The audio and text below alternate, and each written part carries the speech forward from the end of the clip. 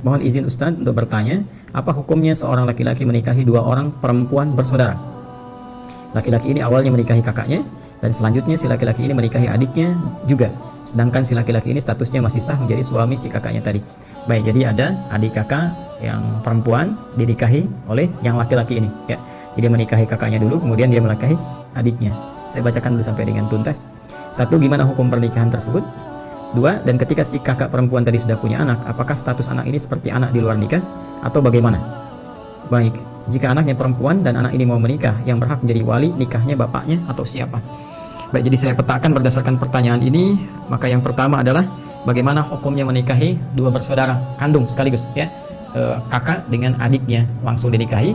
Dan yang kedua, jika si kakaknya kemudian memiliki anak, ya, mengandung, melahirkan, punya anak, status anaknya bagaimana?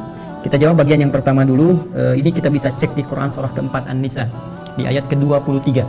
Ya, saya ulangi, Quran surah keempat An-Nisa di ayat ke-23. Di situ jelas tercantum yang terkait dengan aspek pernikahan, siapa saja yang dilarang untuk dinikahi. Jadi di luar yang dilarang ini maka boleh untuk dinikahi. Nah, ini yang menarik dari Al-Quran, metodologinya. Allah Subhanahu wa Ta'ala, ya, ketika ingin menghalalkan sesuatu, terkadang langsung disebutkan kalimat halal atau menunjukkan yang haram untuk memberikan kesan bahwa selain yang haram ini itu boleh. Nah, maka di ayat ini, ayat ke-23 di surah yang keempat, surah An-Nisa, Allah memberikan gambaran-gambaran tentang, ya, pasangan-pasangan yang tidak dibolehkan dinikahi. Artinya di luar ini boleh kemudian dinikahi. Kita bacakan misalnya, Allah berfirman, "Hurrimat 'alaikum ummahatukum wa banatukum wa akhawatukum wa ammatukum wa khalatukum", sampai ke ujung ayatnya. Ya, dari pertanyaan Anda, "Wa an tajma'u bainal ukhtaini illa ma qad salaf". Perhatikan baik-baik teman-teman sekalian. Redaksinya tegas mengatakan hurrimat 'alaikum, diharamkan bagi kalian. Baik, hurrimat 'alaikum, diharamkan bagi kalian. Quran surah yang keempat di ayat yang ke-23. Paling kanan, ya, di pojok mau sampai ke akhir itu, ya.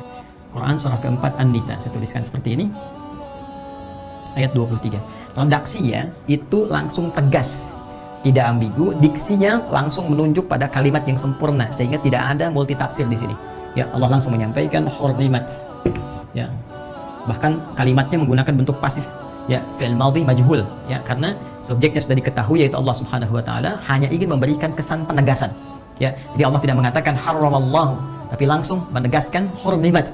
Allah tidak mengatakan Allah mengharamkan, tapi langsung menunjukkan sifat tegas menggunakan, ya, bentuk pasif, diharamkan, untuk menunjukkan kuatnya unsur keharaman ini. Hurrimat 'alaikum, ya, 'alaikum, kata Allah, diharamkan bagi kalian untuk menikahi, ya, orang-orang dari kalangan berikut ini. Ya, pertama Allah sampaikan ummahatukum, ya, hurrimat 'alaikum ummahatukum, ibu-ibu kalian, ya, ibu kalian. Nah, jadi tidak boleh anak menikahi ibundanya, ya, yang terjadi seperti kisah-kisah misalnya yang tersebar di kultur-kultur, cerita-cerita dan sebagainya, ya, ada maling kundang, ada macam-macam, ada tangkuban perahu yang pengen nikahi ibunya, kisahnya demikian kan pada waktu itu. Nah, ini cukup contoh bagi kita untuk mengatakan kisah-kisah yang dimaksudkan dilarang, tidak diperkenankan, haram hukumnya, ya. Wa akhawatukum, kemudian ada saudara-saudara perempuan kalian, ya. Wa akhawatukum, saudara perempuan kalian. Jadi saudari kalau kita katakan, ya, saya punya saudari misalnya, saudari perempuan, kakak saya perempuan, adik saya perempuan, haram hukumnya menikahi saudari sendiri. Oke? 2. Kemudian yang ketiga, hurrimat 'alaikum ummahatukum wa akhawatukum wa ammatukum, ya, ammatukum, bibi kalian dari ayah, ya, berarti adiknya ayah, gitu kan? Bibi, ya, bibi dari ayah, ya. Wa khalatukum, kemudian bibi dari ibu, ya, sama saja. Khalatukum, jadi ada bibi dari ayah, bibi dari ibu, ya. Sampai nanti ke ujungnya, ditemukan secara cepat saja, ya. Nanti di ujungnya ada kalimat penutupnya sebelum akhir ditutup dengan ampunan Allah Subhanahu wa Ta'ala. Allah sampaikan wa an tajma'u bainal ukhtaini, wa an tajma'u, ya, wa an tajma'u bainal ukhtaini. Ini dalil yang terkait dengan pertanyaan Anda. Illa ma qad salaf, bainal ukhtaini illa ma qad salaf, sebelum masa Islam, sebelum turun syariat ini kemudian dibimbing untuk bertobat, ya. Perhatikan kalimatnya, wa anta jama'u bainal ukhtaini, dan engkau menikahi, mengumpulkan sekaligus bainal ukhtaini, dua saudari. Ya, seperti pertanyaan Anda. Jadi kalau Anda bertanya bagaimana hukumnya kemudian menikahi dua saudari sekaligus, maka langsung Allah yang menjawab. langsung Allah yang menurunkan ayatnya. Allah menegaskan sifat hukumnya. Ya, kata Allah, hurrimat 'alaikum, maka haram hukumnya menikahi dua saudari kandung sekaligus. Ya deh, menikahi dua saudari kandung sekaligus. Pertanyaan-pertanyaan yang disampaikan dari jawaban-jawaban yang ditampilkan oleh Al-Quran dulu pernah terjadi. Ada orang nikahi bibinya, nikahi ibunya, nikahi saudarinya dan sebagainya. Ya, maka Quran memberikan penjelasan dulu pernah terjadi. Illa ma qad salaf, dulu sebelum ada bimbingan. Ya, sebelum ada risalah datang, ada terjadi kekacauan-kekacauan. Ya, karena itu ada kacaunya nasab. Ya, nasab menjadi semakin tidak jelas. Kemudian dari kacaunya pembagian warisan, berpengaruh kepada genetika juga, gitu kan, dan sebagainya. Karena itu, karena dampak keburukannya, mafsadatnya ini semakin banyak dan berpotensi melahirkan kekacauan dalam kehidupan, maka datanglah kemudian Islam memberikan solusi. Haram hukumnya. Di luar ini silahkan dinikahi, tapi yang ini tidak diperkenankan. Dahulu pernah terjadi, setelah datang Islam, maka kembalilah kepada Islam, memohon ampunan kepada Allah Subhanahu wa taala, karena Allah memberikan sifat sayangnya luas kepada kita. Karena itu di akhir ayat ditutup dengan sifat Allah Ghafur dan Rahim. Allah memberikan ampunan kepada siapa yang mau mengevaluasi diri, kemudian dia kembali meninggalkan praktek ini dan mendapatkan rahmat Allah Subhanahu wa taala. Jadi pertama, secara singkat, hukum menikahi dua saudari sekaligus jelas hukumnya haram. Ya, jelas hukumnya apa?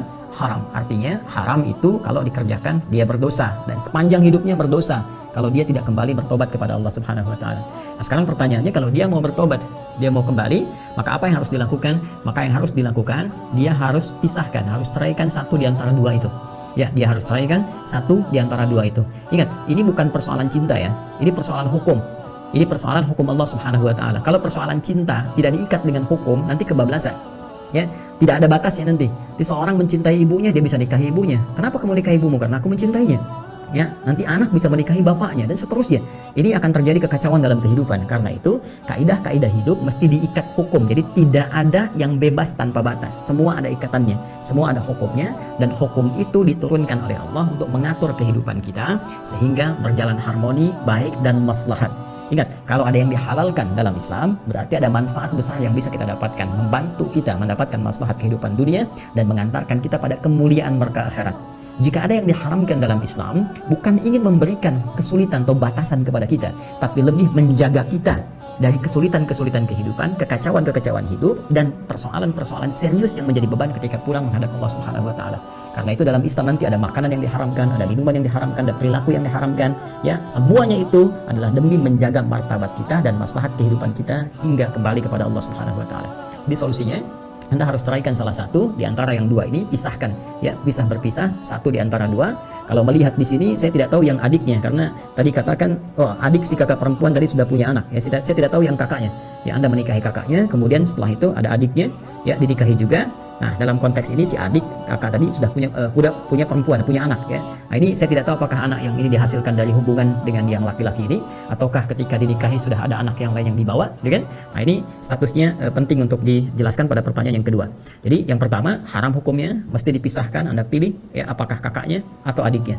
Tapi saya sayang keduanya, tidak Suneo, ya, tetap pilih salah satu, ya, jangan suka nengok keduanya, suka nengokin orang, satu nengok dua, pilih salah satu, maka dari satu itu Anda tetapkan menjadi pendamping hidup Anda, ya.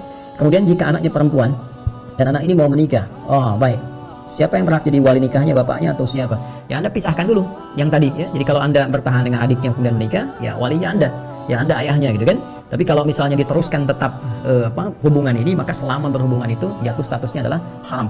Ya, statusnya apa? Haram. Jadi sekali lagi, pisahkan yang satunya, kemudian bertahan dengan yang satu, dan Anda menjadi wali dari anak itu. Ya, Allahu taala a'lam bissawab.